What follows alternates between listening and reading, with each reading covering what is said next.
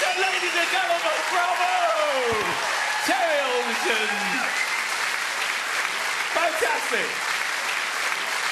Oh, ladies and gentlemen, if I haven't spotted, Roy Walker, row 2. Roy Walker. Say what you see. We love Roy Walker! You all right, Roy? You're looking quite suntanned. My 70th birthday on Sunday, and then we partied for about... It was your 70th birthday on Sunday, and you've been partying. Congratulations. Yeah.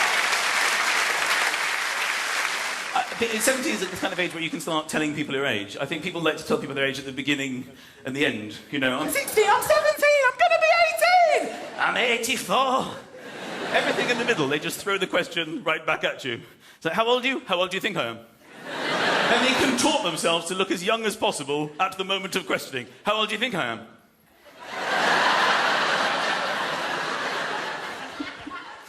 So congratulations, 70. That's one of the big ones, isn't it?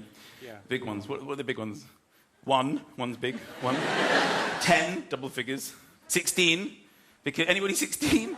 16? Oh yeah. 16's exciting because you can play the lottery and you can have sex at 16, and at 18 you can drink. This is the wrong way round, isn't it, Roy? It's odd. They deem sex more acceptable than drinking. It doesn't really make sense. Would you like to go out for a drink? No, I don't think I'm ready for a drink. Not at all. Would you like to have sex with me? Yes, sex, of course. So, full sex. Then 2 years we could have a drink together, maybe. So, Roy, does it annoy you every time people chat to you that they want to say your catchphrase, and when you're on a show called Catchphrase, and you ended up having the biggest catchphrase of them all? Does it annoy you? No, not at all. OK, well, then I'll have to do it. Say what you see. That's pretty much say what you see. Say what you see. Don't tempt me. You should go to Colin Fry's show, and that's what you should do. And then Colin Fry will go, I'm getting a B, and you go, it's good, but it's not right. That's how you should do that. Poor Fry. Couldn't even make it. Anyway, all right, ladies and gentlemen, are you ready for my next guest of the evening? He is a man that I've admired for many, many years. Give all your love to the wonderful Mr. Justin Moorhouse!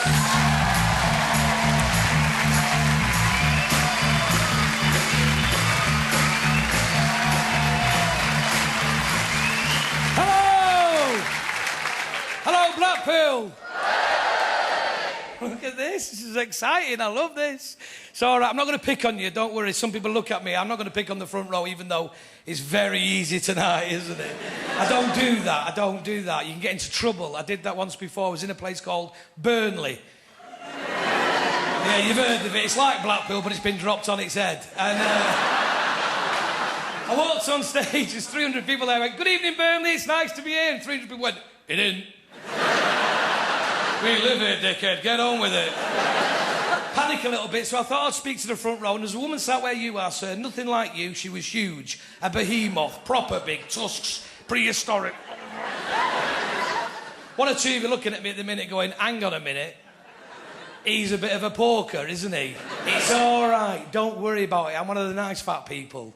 You know this. There are lots of different... There's two sorts of fat people. The people like me, happy-go-lucky, pass us a pie. Who gives a shit? I'll be dead before I'm 50. I couldn't care less. Let's have a laugh. What about diabetes? It'll make me exotic. If I lose a leg, it's 2 stone and a blue badge. Happy days. Happy fat people. Then there's the others, isn't there? The other sort. Women. Now,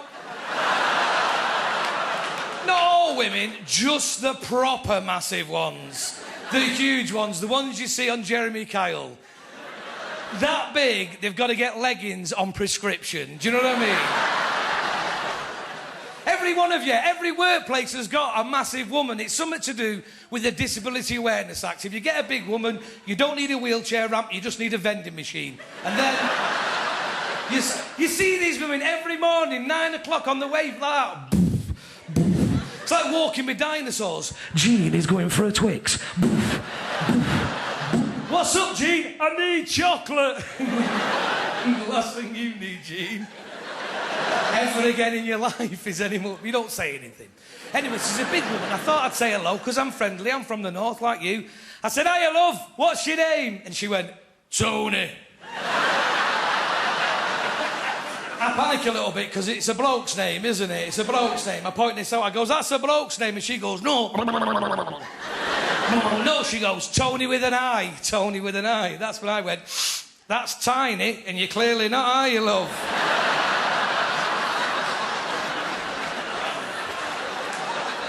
Don't clap, please. It gives me flashbacks as she walked out of buttocks banging together. Stay with me forever, that one.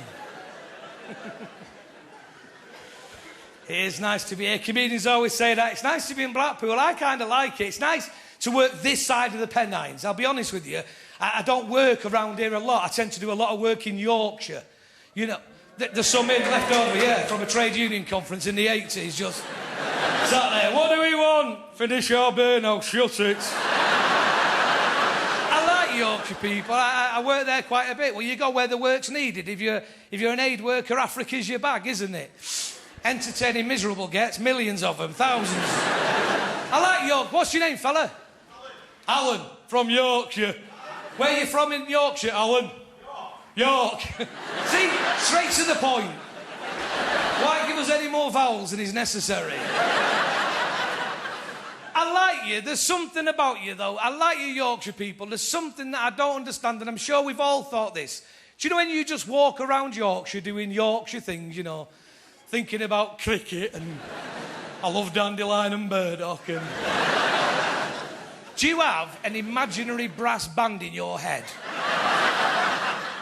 that dictates the pace of Yorkshire life? So, for instance, I'm going for paper. Yorkshire paper. I'll have no news over at Big Hill.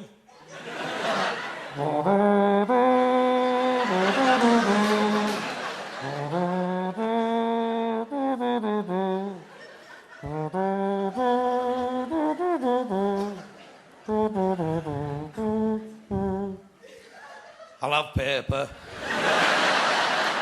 Aye, Yorkshire paper.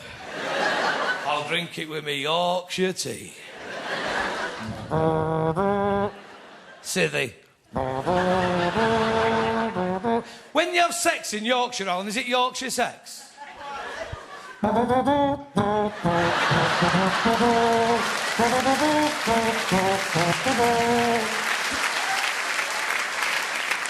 Proper Yorkshire, it's Johnny Briggs.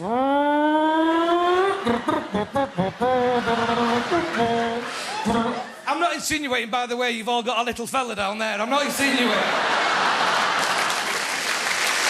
Hey, ladies and gentlemen, enjoy the rest of your show. Thanks for listening to me. Take care. Good night. Well done. Fantastic. Well done. Dr. Morehouse, ladies and gentlemen! We love Dr. Morehouse! I love the seaside.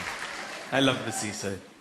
Old people like the seaside, don't they? They love it. Do they go there, or do they just go out from their homes and get lost and end up at the edge? Just sit on the bench. Holloway loves me more than anyone else in this room. I see you as some kind of a comedy guru. Every time I make a joke, I look to Holloway and I go, yes, obviously that was so funny. Unfortunately, there is a bloke in front of you that's clearly not familiar with that. Do you mind if I ask? You're probably someone important. Do you mind I don't... Who are you, sir, if that's right? I'm an optician. You're an optician? Sitting in the celebrity section? Are opticians famous in Blackpool? I went to a fantastic show today. Oh, it was brilliant. They had letters that got smaller and smaller and smaller.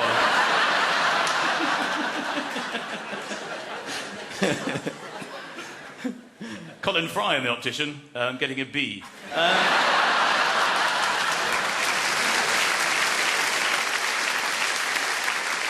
Where do you work? I'm working in Barrow. Barrow? Barrow in Furness. Barrow in Furness? Really? It sounds like a penalty, like a place to go. I sentence you to Barrow in Furness. No, not Barrow in Furness. No, I will burn for all eternity in Barrow in Furness. I can't look. You can, and what's more, you'll go to the optician so you can see properly. Okay, listen, I'm going to bring on the next act. I think you're going to absolutely love him. I love him. I can't wait to watch him tonight. It's an absolute pleasure, and we're very lucky to have him. Please welcome the wonderful Miles Jupp is here!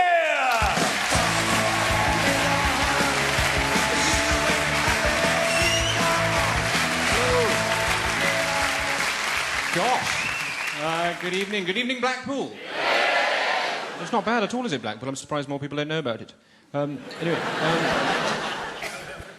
Anyway, my name is Miles Jupp, and I'm privileged not just to be here, but in general.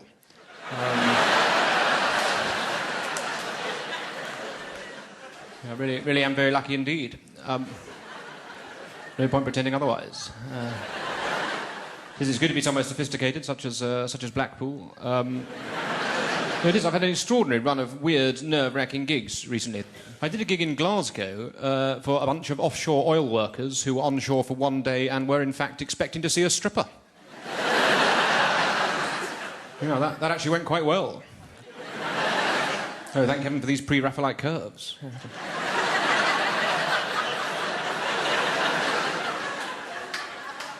Had to absolutely work my arse off, but we all went home happy. It's extraordinary. You do gig in extraordinary places. I did a gig at the beginning of this year in a little village on the south coast of England, a little village hall. A village hall is absolutely the worst place to even attempt this sort of entertainment. It's a little tiny stuck-up village. Everybody knows each other. But everything about this gig was weird. If I could describe the inhabitants of this village in one word, it would be wrong. I got picked up by this lady. She took me to the gig, right? She collected me from Winchester train station, right? We're driving to the gig, and she was going, "Oh, it's very good of you to come down and do this." I was saying, "Oh, it's no problem at all." She said, "They're a lovely audience." I said, "Yeah, tell me about the villagers. What are they like?" She said, "Oh, well, the youngest is about 45, something like that." "What about the oldest? About 85, 90? Yeah, pretty laid-back bunch. I think you're going to like them." Oh, gosh, they do sound, if you don't mind me saying, madam, they do sound a little bit on the older side. That being the case, is there anything that I'm not allowed to talk about? She said, "What do you mean?" I said, "Is there anything I'm not allowed to say?" I said, "Oh, no, you can say what you like. There won't be any ethnics there."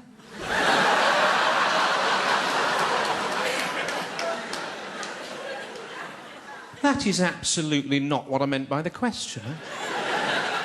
Anyway, I did their racist gig, right?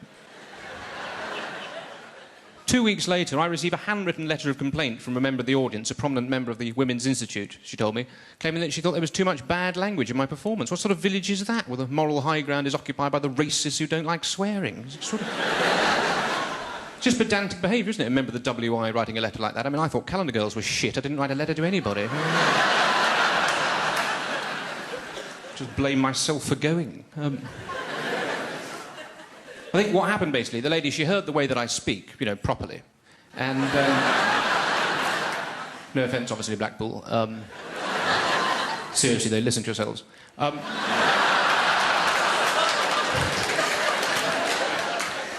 She heard the way that I speak and assumed that she could judge my politics and my outlook. That is very much the curse of this accent. A lot of people hear the way I speak and assume that I must be a homosexual. Don't know what the logic is there. I don't know if they think I've had to learn to enunciate clearly with a mouthful of other gentlemen.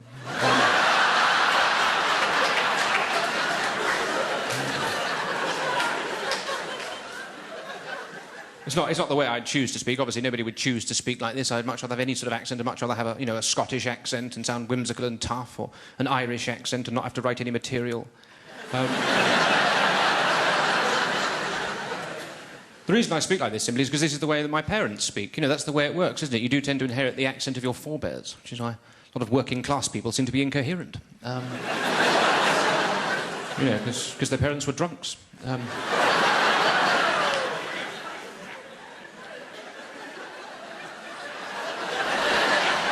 I am joking, obviously, when I talk about the working classes. I must be. I haven't met one. Absolutely no idea, yeah. Statistically, some of them must be smashing. It may surprise you to hear, Blackpool, that I encounter quite a lot of street aggression. I can't imagine what it might be about me. I was in Hull recently. On my way back from a show, I got mugged by a young man. He attacked me with a knife. Don't know why he thought a knife was necessary. His accent was bloody